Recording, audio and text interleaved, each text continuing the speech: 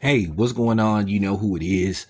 You know what it is. I thought I'll take the time out to do this video because I thought that it was something that I think people that follow my channel would be interested in. So, I cover a lot of different subjects, but everybody knows I cover the film and entertainment industry. So, that's part of my repertoire. But nevertheless, going back and circling back to the Damon Wayans interview with Shannon Sharp, once again, excellent interview. Learned a lot of new things about Damon Wayans that I was impressed. And Damon Wayans showed me that he's down. He's down, and I appreciate that. Out of the Wayans brothers, I always thought he was the most talented. I thought he was the most versatile, as far as his range in acting went. But boy, oh boy, oh boy. I really wish there was two films that Shannon Sharp would have asked him about. One was Bamboozled, and boy, Bamboozled was just a Spike Lee clusterfuck. It was, it was, it was one of the worst movies I ever saw. I understood what Spike Lee was just trying to do, but it was just terrible. It was just terrible. Maybe if Spike Lee would have let somebody else direct it, I think the way he directs films, it just didn't work, and it was terrible. But nevertheless, there was another movie I wish he would have asked him about that people have been curious about for the last 30 plus years. And that was, why was there never a sequel to The Last Boy Scout? If any movie deserved a sequel and could have been a franchise, was The Last Boy Scout. Damon Wayans and Bruce Willis had great chemistry in the movie. It started off kind of rocky, but then it gelled together towards the end. And I think it was did intentionally because these were two men from just opposite sides of the track. You had a former disgraced Secret Service agent, and then you had a disgraced, football player. But nevertheless, I did some research, and here's the reason why, in all likelihood, Warner Brothers, who put the movie out, decided not to pursue a sequel.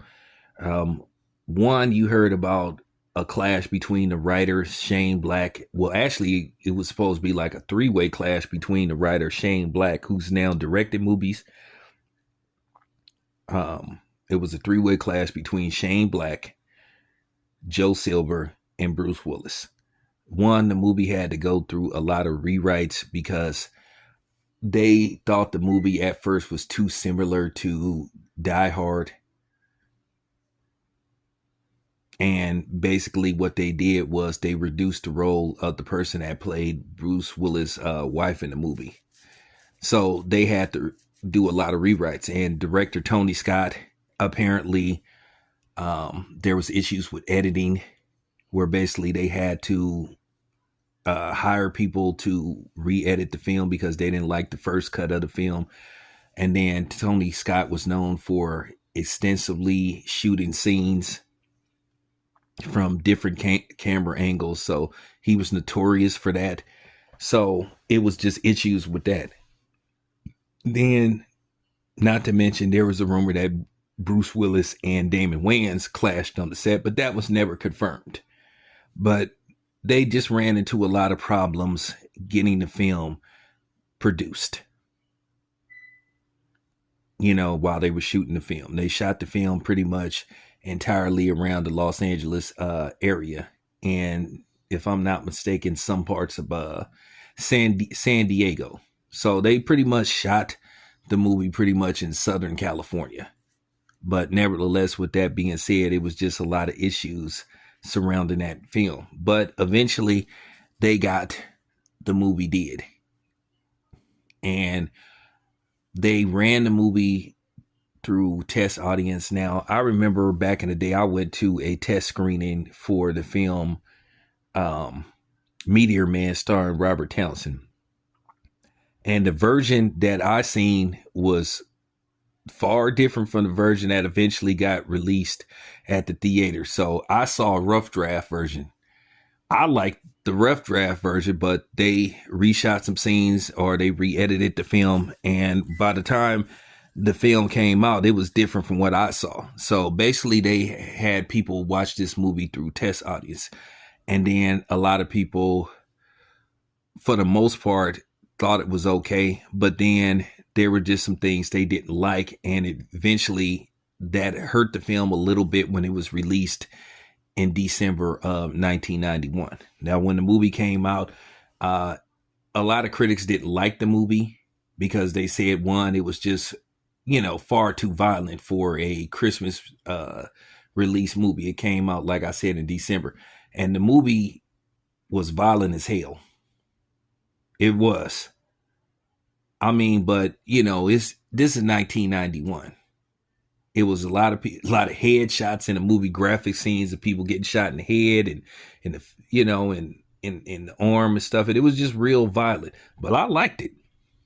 And then there were issues about Bruce Willis' character, Joe Hallenbeck. His character wasn't very likable.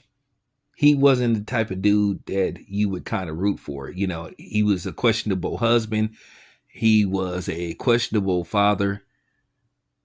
And then basically his personality, you can make an argument that he might have been a questionable racist because there were comments his character made in the film about black music and hip hop. So, it was just a lot of issues surrounding Bruce Willis' character. So they didn't think his character was very likable. But I got past that. His character was kind of like a stiff ass. He didn't have really a care in the world, and he was one of the dudes. He was not sensitive to certain situations. So when you see that and you're a moviegoer, I think it turns people off. Where, Martin Riggs, played by Mel Gibson, you still managed to like the dude because, when you got to see that, the outside versus the inside exterior, you see that, hey, this was a dude that was hurting inside. Some stuff had happened to him. But you started to see he wasn't a bad person because he understood certain things. But, with that being said, that was just one of the reasons why the movie was not critically acclaimed. But most people that saw the movie, the audience itself, they loved the movie. I saw it twice at the theater. I've seen The Last Boy Scout maybe at least 20 plus times. It's one of my favorite Bruce Willis movies. It's one of my favorite Damon Wayans movies. But apparently, based off the controversy and the shit that happened, getting the film, made, edited, put in the theaters, Warner Brothers just decided not to move forward with a sequel. Now, you had heard that they were considering a sequel, but I guess they decided not to. It was one and done. And the movie did decent numbers at the box office. It had, at the time, a $35 million budget, and it brought in around $60 million. Now, keep in mind, they didn't put that much in advertising like they do now in the films because they didn't have these routine $200 million budget films. So $30 million back then probably would be the equivalent to probably maybe 70, 80, 90 million.